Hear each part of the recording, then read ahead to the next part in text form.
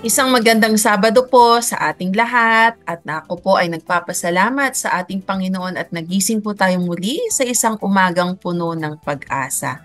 At dalangin ko po na sa umagang ito ay tayong lahat ay nasa malusog na pangangatawan at pag-iisip. Welcome po sa 11:43 DZMR para po sa ating programang Usapang Pangkalusugan. Muli ako po si Dr. Jennifer Gatiwan C., your program host. At samahan niyo po ako sa loob ng kalahating oras ngayong araw ng Sabado at pag-usapan natin ang isa na namang napapanahong usapin.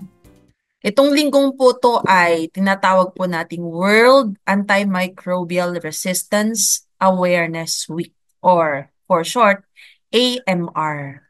Okay, so pag sinabi po nating antimicrobial resistance, in Tagalog lang po ay hindi na pinakikinggan ng mga mikrobyo yung antibiotic. Ayan, so AMR, yun ang shortcut nun. No? So sinabi ko in Tagalog pero basically, no, ang nangyayari kasi dito, yung mga bakterya, hindi lang po bakterya, kasama na po yung mga may viruses, fungi, and parasites. Dahil lahat po ito ay mga maliliit na mikrobyo. Hindi po natin nakikita. Ay hindi na daw po sila tumutugon o hindi na nila, wala nang effect sa kanila yung mga gamot. Yan. So, anong nangyayari? Nagkakaroon po ng tinatawag nating drug resistance, antibiotics, and other antimicrobial agents becoming ineffective. Ayan, wala nang bisa. Therefore, infections become difficult or impossible to treat, increasing the risk of disease spread that will cause severe illness and death. Hindi na kayang gamutin. So napaka-critical po ng sitwasyon ngayon, no? Alam niyo po ba na sa ibang bansa, sa Amerika daw po, AMR is directly responsible for 1.3 million death, million na kataong namamatay, no? And around 5 million death every year. Ayan. So, but this is just the start pa lang daw. AMR also threatens our economic future. Ayan, dahil nga po, dahil dito sa mga sakit na hindi na napapagaling, syempre, hindi makapasok sa trabaho yung tao, so burden din sa ekonomiya. Kaya po tayo magbibigay ng kaalaman sa araw na to tungkol sa tinatawag nating World AMR Awareness Week. So this is not just here in the Philippines, but this is a global campaign to raise awareness and understanding. And of course, hindi lang yon, to promote best practices. So ano yung dapat daw nating gawin para mabawasan po itong pagkalat ng tinatawag nating mga super infections, ika nga. So isang linggo po yung parang lecture, no? Dahil ang tema po natin is what you call educate, advocate, and act now. So bilang doktor po, no, ini-educate din po natin ang ating mga kababayan. So let's just give an overview. Pag sinabi po nating antimicrobial, mga kontra, no, na kontra mga mikrobyo, kasama na po dito yung mga antibiotics, antiviral, antifungal, antiparasitic. Lahat po ito yung mga gamot na ginagamit para po gamutin ang mga iba't ibang klaseng infectious diseases o mga nakakahawang sakit, hindi lang po sa tao, kundi sa mga hayop at halaman. Dahil kung ikaw ay farmer or nasa aquaculture ka, alam din po natin yan, ginagamitan din po ng antibiotics. Actually nga, pati sa damit, di ba? May mga sabon o antibac. Ika nga. Ayan yung mga yon. So, nadiskubre po itong mga tinatawag nating antimicrobial medicines, no? Almost a century ago. Okay? Dahil nga po ang goal nila noon is to extend the life expectancy of people dahil to save millions of life against diseases. So, naging maganda nung umpisa, pero eventually ay bumalik din po tayo sa umpisa. So, yung tinatawag na wonder drug ang nangyari ay naging isa lang siyang stopgap o tinatawag nating panandali ang lunas o panandali. Hindi siya tunay na solusyon pero panandali ang lunas lang daw sa mga problema. Okay, so yung pong the first modern antibiotics, yung tinatawag nating penicillin. Ayan. Ito po daw po ay nadiskubre almost 100 years ago, taong 1928 ni Dr. o ni Sir Alexander Fleming. At hindi po agad-agad ito na na nagamit, no? Around 1942. This is around World War II. Doon na siya nagkaroon ng gamit. At ang tawag sa kanya ay yung tinatawag nating modern miracle kasi very effective siya against bacterial infections. So, nung mga panahon na yon, parang talagang masayang-masaya ang siyensya, ang medisina, no? Pero, ang nangyari, even before that time, no, yung mga eksperto sa tinatawag nating infectious diseases, lalo na ngayon, nandito na daw tayo sa panahon na etong mga miracle drugs noon, they no longer perform miracles. Anong nangyayari ay tumatapang yung mga tinatawag nating microscopic or unseen enemy at natatalo na nga ulit ang sangkatauhan. No? Today, several types of resistant bacteria are not affected by even the most cutting-edge antibiotics the medical community can master. So, hindi na daw kaya. No? Ang hirap ng mag-isip. Okay? So, sa Amerika pa lang daw, there are more than 2.8 million antibiotic-resistant infections taon-taon. So, around 3 million. At nasabi nga natin kanina, no? Ang daming namamatay. So, hindi lang yun, no? Yung nasabi din natin kanina, economy-wise, ay this is a global burden dahil nagkakaroon tayo ng mga prolonged hospital stay, constant medications, and of course, imbis na pambili mo ng pagkain, pambili mo na pa ng gamot. So, this can cause poverty and worse is pagkamatay, family loss. Yun. So, this can happen to anyone, anywhere, kahit nga daw healthy ka, kung minsan bigla na lang may konting sugat, it happens now, no? Mga routine surgery lang, biglang nagkaroon ng mga severe infection. Ayan. E di lalo na yung mga taong may mga tinatawag nating pre-existing medical condition na mababa na ang kanilang resistensya. Yung mga taong may diabetes, may HIV, may cancer. So, mas matindi po ang epekto ng infection sa kanila.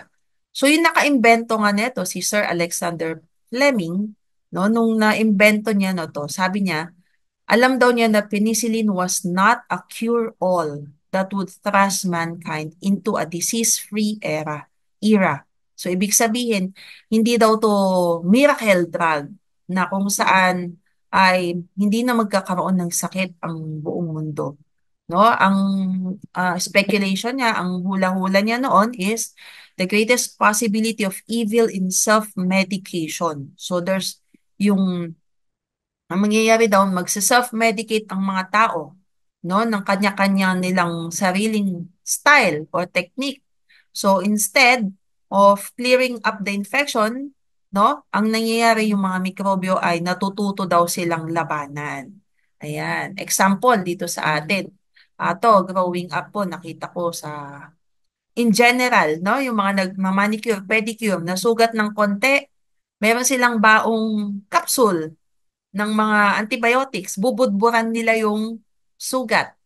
Eh yung capsule na yun, it's supposed to be iinumin. Pero since isip na, antibiotic, ibudbud mo na lang doon. Effective din yan.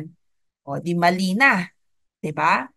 So, imbis na gumaling, doon na, nagkaroon na ng resistance. So, yun yung nangyari at nangyayari na sa panahon natin ngayon. Okay? Aside from that, no, yung mga iba pang naging pangyayari, no, na dati ay lunas ito, itong mismong gamot na supposed to be magiging lunas, this allowed life-threatening allergic reactions to penicillin. At noong panahon na yon, it was unreported. Only in around the 80s, nagkaroon po tayong tinatawag na symposium noong 1980 titled The History of Antibiotics. So, nireport dito, no, very unfortunate. Sabi doon sa report na yon, cases of several doctors na themselves, na alam nilang meron silang allergic tendencies and yet sila mismo ay nag-self-medicate ng mga simpleng sakit lang nila with penicillin. Maya, sipon, ubo, sila mismo daw ay namatay. This was symposium, no, na nai-report. Okay, yung title niya is Antibiotics Abandon, the Resurgence of Therapeutic Rationalism. Ibig sabihin, during the 80s, nakikita nila na irrational use o hindi tamang paggamit ng antibiotics, imbis na it could heal you, imbis na ito'y lunas, nagiging ito pa ang magiging sanhi ng kanilang pagkamatay. Colds and many deadly illnesses are caused by viruses, against which antibiotics are totally ineffective. So mga virus, hindi niya pakikinggan ang antibacteria. But reckless antibiotic overprescription and use of and use for viral infections is still common. So yung miracle drug, hindi na niya nagawa yung dapat niyang gawin. So, antibiotics were believed to usher the end of disease, but in reality, yun na nga nangyari. Naging ano lang siya, temporary, pansamantala. So, noong 1968, there was the first documented case of antibiotic-resistant bacterial infection in human being. So, parang 20 years lang na nagamit yung penicillin, nagkaroon na ng resistance. So, ayun, nagkaroon din tinatawag na methicillin resistant strain of Staphylococcus aureus. Or in short, MRSA, na meron pa hanggang ngayon. Ano ba itong bacteria na to? Itong Staphylococcus aureus, no? Very common po to, no? Nakikita po to sa ating balat. At dati, hindi siya nagkukos ng sakit. At ano ba ang role ng balat natin, no? Ang balat natin ay dinesign ng Panginoon na siya yung natural barrier o siya yung first line of defense against harmful microorganisms. So nandun lang sa balat, pero nandyan yung healthy balat, of course, hindi siya magkakaroon ng sakit. Pero dahil nga sa pag-advance din ng siyensya, ng science, nagkaroon ng mga surgery, antibiotics, na-educate etong mikrobyo. Aba, pwede akong mag-invade. Ayan na. So, nagkaroon na ng mga resistance. At some scientists believes, eto na, that there is little hope since 1960s. Sabi na nila, there is up to now, no? There is little hope in this vision of the future. So ang nangyayari lang daw, at best they see a never-ending fight for survival against devastating, merciless, and unseen enemies. May imbento, pero matututunan din ng kalaban, matatalo. So, never ending. It's a cycle. At dahil doon, nagkaroon tayo ng mga tinatawag na inevitable epidemics. Hindi na may iwasan. So, there's nothing new. Dinaanan po natin lately. Noong 2006, meron pong article about influenza, no, titled 1918 Influenza, the Mother of All Pandemics. So, nailabas ito before the COVID-19 pandemic 2006, no? That infected and caused symptoms in 500 million people worldwide over a span of just 2 years. Parang sa atin, no? Talagang 100 years ago. And sickening a full one-third of the Earth's population. 30% ng tao sa buong mundo nagkasakit. And total death from the Spanish flu are estimated at a staggering 50 to 100 million. Ayan. So, natalo pa daw niya yung total death toll noong World War II. And viral outbreaks are of even greater concern now dahil yung mas mabilis daw na pagkalat at mas mahirap daw pong talunin. Ayan yung nangyari. Okay? So, antimicrobial resistance is a natural process that happens over time through genetic changes in this disease-causing microbes, mga maliliit na mikrobyo. And the Center for Disease Control and Prevention calls it one of the world's most pressing public health problem. At mas madalas ang tinatamaan, although buong mundo, mas madalas ang effect niya ay mas matindi sa tinatawag nating low income and developing countries tulad ng Pilipinas. Dahil madalas sa ating bansa, ang mga low income, dito mas madalas ang misuse and overuse of antibiotics. Ayan. Other contributing factors is the lack of access to clean water, sanitation, and hygiene. Yan, lalo na ngayong bumagyo, di ba? Kulang sa malinis na tubig, na nakatira sila sa mga evacuation center, halo-halo na yan. Dahil ng mga nakaraang bagyo, ayan. For humans and animals, poor infection and disease prevention and control as well. Sa bahay, healthcare facilities and farms, poor access to quality and affordable vaccines. Hindi lahat ay nababakunahan. Diagnostics, kumisan, kulang din ng mga pang-test. And of course, lack of awareness and knowledge sa karamihan. Yun naman mga doctor, sometimes they prescribe antibiotics for a lot of reasons, but mostly, no, they prescribe them when they're not sure if it's bacteria or virus. Habang hinihintay pa yung result, madalas, itong mga pasyente, mainipin, sila pa yung nagpupumilit. Sila na yung nagsasabi sa doktor na bigyan mo na ako ng antibiotics kasi gusto ko nang gumaling, gusto ko nang bumalik sa trabaho, sa eskwelahan. No? Example, madalas yung mga tonsillitis. Ayan. Alam nyo ba na most sore throats or tonsillitis ay viruses or allergies? So, nasabi natin kanina, pag viruses to or allergy, pag uminom ka ng antibiotics, hindi rin naman talaga tatalab. Pero, kadalasan, dito sa ating bansa, pag sinabing sore throat, antibiotics na agad-agad kahit hindi kailangan. So doon natututo etong mga mikrobyo na mas tumapang pa. Ayan, so dati mild lang siya, ayan, mas matapang na. So ngayon, meron tayong tinatawag na antimicrobial stewardship and aware. This is to improve access to appropriate treatment and reduce the inappropriate use of antibiotics na inilapas po ito ng WHO. So, may regulations po to na tinuturo sa mga doctors or healthcare professionals yung tinatawag na rational use of antibiotics o yung tamang paggamit ng antibiotics. Okay? So, para maiwasan po yung tinatawag nating antibiotics overuse or abuse. Ayan. So, ngayon tayo, ano naman daw ang dapat nating gawin, no? Every family faces, lalo na ngayon, panahon na ng taglamig, ubo-sipon, pagpupunta daw po tayo sa doktor, wag naman daw po tayo agad-agad mag-expect na pag nagreseta yung mga doktor ay agad-agad antibiotics, no? Dapat mas maganda ho, tanungin natin yung doktor natin kung itong sakit mo ba ay bacterial o viral or allergy. Makinig tayo sa explanation nila. Okay?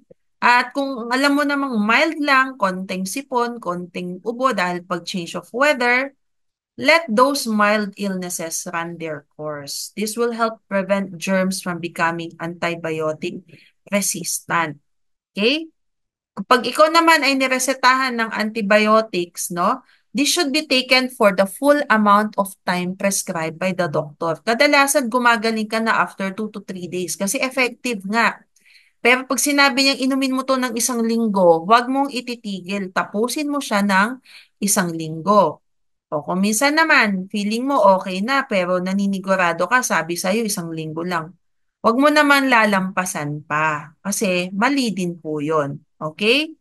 At do sa mga, kung kunyari may natirang konti, huwag mo na yan i-ref or itago, no? For next time kasi kadalasan nandun sa recommendation ay after a few days dapat i-discard na yon. At kung effective naman to, huwag po tayong magdoktor-doktoran na sabihin natin sa mga kamag-anak natin, o ganyan din yung naramdaman ko, inumin mo na lang to, huwag ka na lang magpa-doktor. So, maling-mali po yun. Okay, yun yung mga responsibilidad din naman po natin bilang mga mamamayan o mga pasyente. And of course, prevention is better than cure, ika nga. So, dapat up-to-date ang ating mga bakuna, okay? And hygiene, wash hands. And of course, still up to now, mas maganda kung may sakit ka, hindi magandang pakiramdam mo, isolation or quarantine still is the key. Para una, hindi ka na magkalat ng sakit. Pangalawa, give your time, your body to recover. Okay? So as we end, sabi, alam nyo ba sinabi ng ating Panginoon, no? Si Jesus Christ na noong nandito siya, bago siya bumalik, sabi niya is there will be famines and pestilences. So ibig sabihin may mga sakit. No? Isa yan sa mga signs sa kanyang malapit ng pagbalik. Aside ng mga natural calamities tulad ng bagyo, earthquakes. Ang tawag niya dito ay all of these are the beginning of sorrows. So expect yan, no? Yun sa Book of Revelations, yung isa sa mga four horsemen, yung tinatawag natin, yung isa doon, yung pale horse, which is mga nauuna. So, sakit, ibig sabihin, expected natin, no? Bible prophecy confirms mounting epidemic fears, but also reveals a source of healing and hope. Ayan, dahil eventually, God will turn the table. Prinamis ng ating Panginoon, I will ransom them from the power of the grave. I will redeem them from death.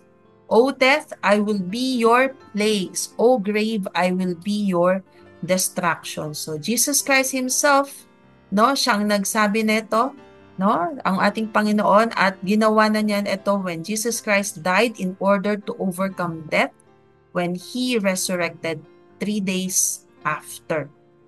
Ayan. So the followers of Jesus Christ therefore have tremendous hope, no? Meron tayong pag-asang panghahawakan na kahit na hindi niya pagalingin sa physical illness ang ating katawan, hindi naman lahat ay gumagaling physically, pero yung ultimate healing ang ibibigay niya, yung tinatawag nating resurrection.